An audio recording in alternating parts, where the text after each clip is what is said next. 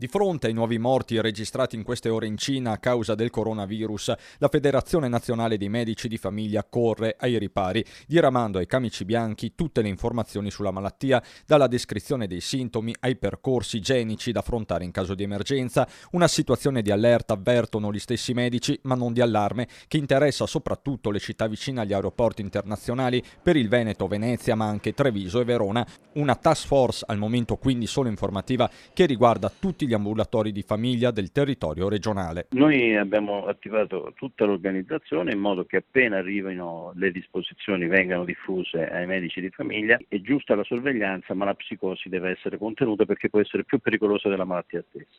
Il coronavirus, confermano le autorità cinesi, fa parte della stessa famiglia della SARS e quindi può mutare e propagarsi facilmente. Quanto ai sintomi, sono praticamente sovrapponibili con quelli portati dall'influenza, anche per questo i consigli sono quelli di sempre, soprattutto per chi si deve mettere in viaggio: lavarsi le mani, mangiare cibi cotti, bere acqua in bottiglia, evitare i luoghi affollati. Fondamentale quindi il ruolo del medico di base, che conosce le storie personali dei pazienti.